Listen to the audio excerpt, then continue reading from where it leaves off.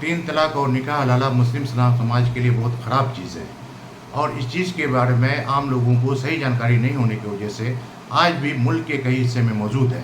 तो इस तीन तलाक और निकाह हलाला के बारे में सही जानकारी के लिए आज हम गुफ्तगू करने वाले हैं जामिया मिल्लिया इस्लामिया के इस्लामिक स्टडीज़ डिपार्टमेंट के प्रोफेसर जुनैद हारिस साहब से।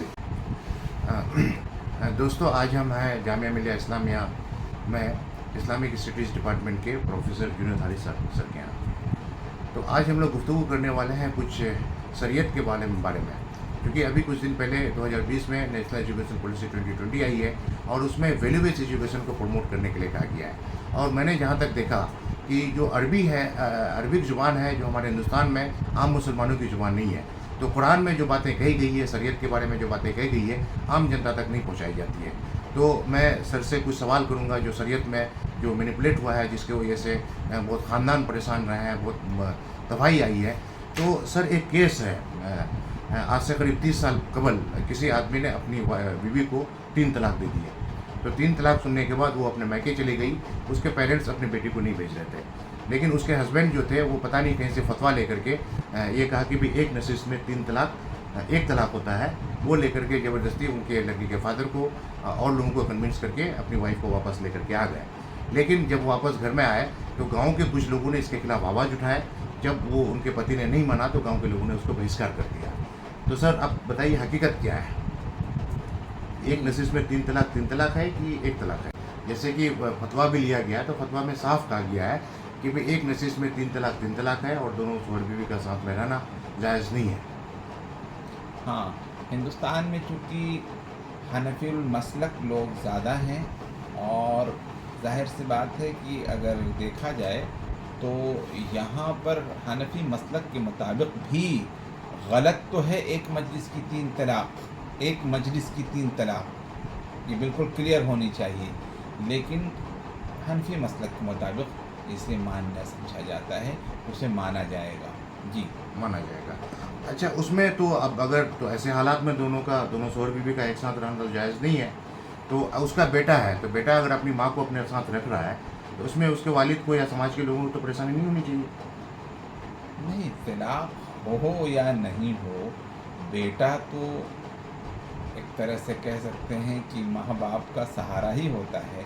ख़ास तौर से माँ का तो बहुत ज़्यादा हक़ होता है, बल्कि अल्लाह के रसूल सल्लल्लाहु अलैहि वसल्लम के ज़माने में एक सवाल किया गया था कि किसका हक़ ज़्यादा है, तो 3 बार माँ का और 1 बार बाप का जिक्र आया था।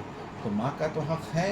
इस हैसियत से भी अगर देखा जाए तो माँ के पास अगर माँ अगर बेटे के पास से खुश है तो ये तो बहुत अच्छी बात है, दोनों के लिए बहुत अच्छी बात है कि माँ को भी जिसकी बचपन में उसने तरबियत की, पाला पोसा, बड़ा किया है, अब उसको खिदमत का वक्त आ चुका है।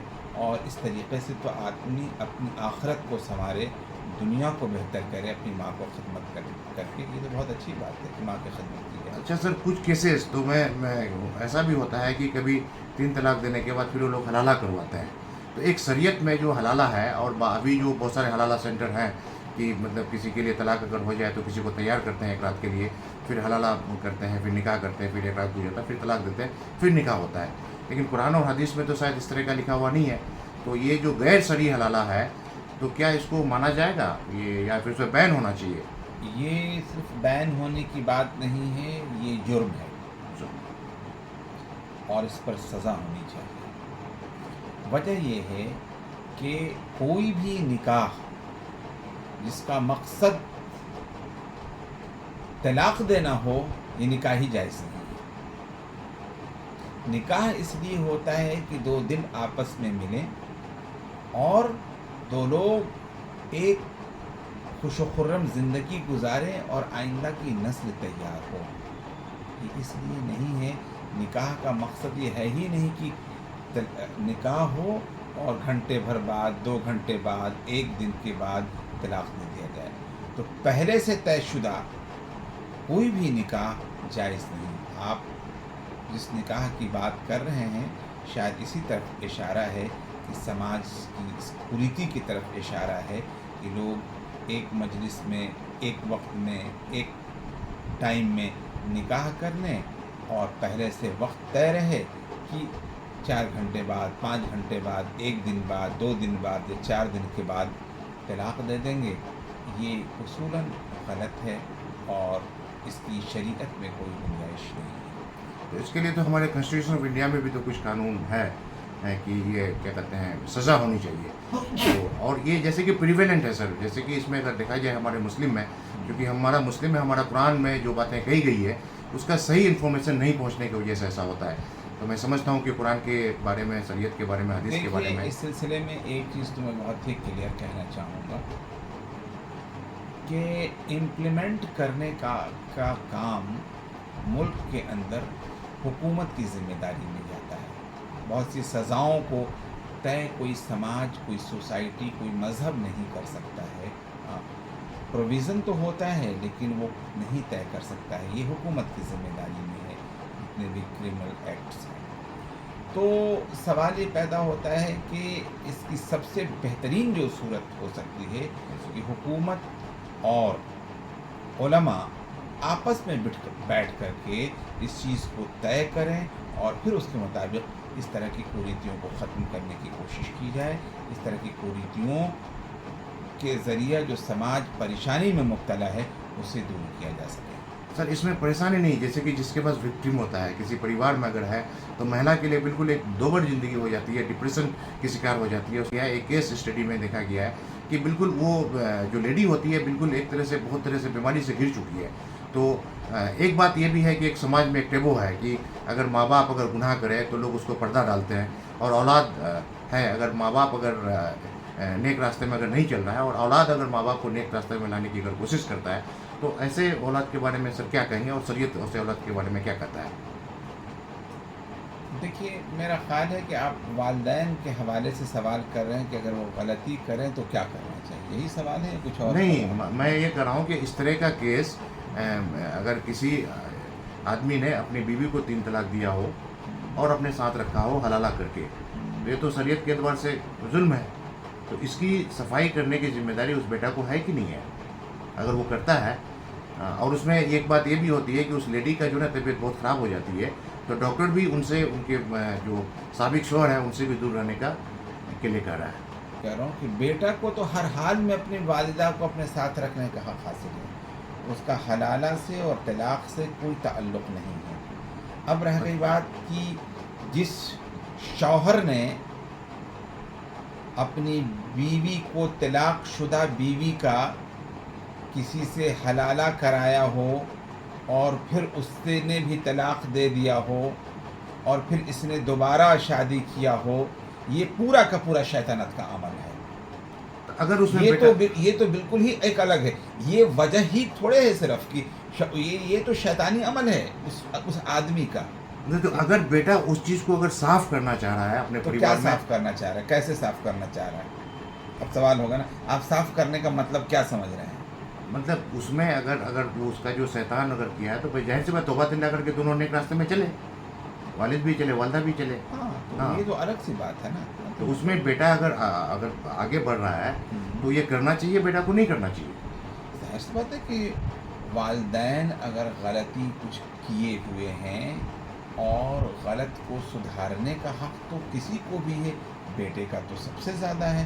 میں ایک چیز بتا دوں آپ کو، بہت کلیئر ہونی چاہیے، والدین کی عزت کرنی چاہیے، والدین کی بات ماننی چاہیے، لیکن جو چیز شریعتاً غلط ہے، جو چیز قانوناً غلط ہے، اس سلسلے میں اگر والدین غلطی کر رہے ہیں، کروا رہے ہیں، تو بالکل نہیں ماننا چاہیے۔ بالکل کلیئر ہے 224 کی طرح سے کہ کسی غلط کام میں والدین کی فرما برداری بالکل نہیں ہونی چاہیے۔ غلط ہوتا ہے، چاہے وہ والدین کے ذریعہ ہو یا کسی کے ذریعہ ہو، اور اس کو اگر کوئی سدھارنے کی کوشش کرے تو بالکل غلط نہیں۔ امارت شریعہ سے وہ فتویٰ آ چکا ہے، کیا؟ ہاں، کہ دونوں شوہر بیوی کا رشتہ رہا ہی نہیں اور ان لوگوں کا ساتھ رہنا حرام ہے۔ تو حرام ہے تو بالکل بات ختم ہو چکی ہے۔ بات ختم ہو چکی ہاں، ہے۔ تو تب تو وہ بات بھی کرنے کی کوشش کرے جی، وہ یہ حرام ہے، یہ جرم ہے۔ جی، تو اتنا ہو گیا. 6 مہینہ تک انہوں نے کہا کہ میں 3 طلاق نہیں ہوا ہے، 1 طلاق ہوا ہے.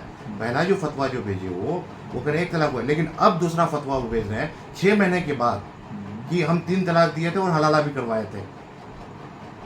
اور پھر نکاح بھی کیے تھے. ہاں نکاح بھی کیے تھے.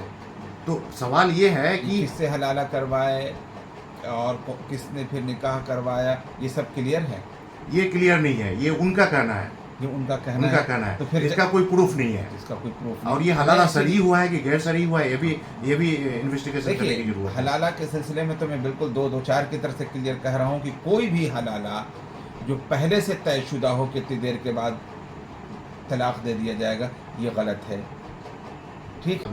ہم ماں باپ کو بہت بڑا بنا دیا ہے، اولاد کو بہت چھوٹا بنا دیا ہے، شوہر کو بہت بڑا بنا دیا ہے، بیوی کو چھوٹا بنا دیا ہے. شوہر بڑا ہوتا ہے، بیوی بڑی ہوتی ہے، والدین بڑے ہوتے ہیں، لیکن کسی کو بھی جرم کرنے کا حق نہیں ہے اور کسی کو بھی اس جرم میں شریک ہونے کا یا ساتھ دینے کی اجازت نہیں ہے. قرآن بہت واضح طور پر کہتا ہے کہ تعاونوا علی البر والتقوی، کہ بھلائی اور تقوی کے کاموں میں تعاون کرو ایک دوسرے کا، سبھی کے لیے ہے. ولا تعاونوا علی الاثم والعدوان، اور برائی اور سرکشی کے کام میں بالکل تعاون مت کرو. اس میں ماں باپ بھی شامل ہیں. ماں باپ بھی سرکشی اور برائی میں اگر تعاون چاہتے ہیں تو نہیں کرنا چاہیے. ویسے تو والدین کی بڑی عزت ہے، لیکن وہ اگر کسی جرم کے شکار ہیں، کسی برائی میں مبتلا ہیں، تو انصر اخاک ظالما او مظلوما، اپنے بھائی کی مدد کرو چاہے ظالم ہو یا مظلوم. صحابہ کرام نے پوچھا کہ ہم مظلوم کی تو مدد کریں، سمجھ میں آتا ہے، لیکن ظالم کی کیسے مدد کریں؟ تو اللہ کے رسول صلی اللہ علیہ وسلم نے فرمایا کہ اس کو ظلم سے روک کر، اگر والدین کوئی ظلم کر رہے ہیں، اس کو بچے اگر روک رہے ہیں، قطعی طور پر یہ غلط نہیں ہے، بلکہ عین اسلام کو یہ چیز پسندیدہ ہے.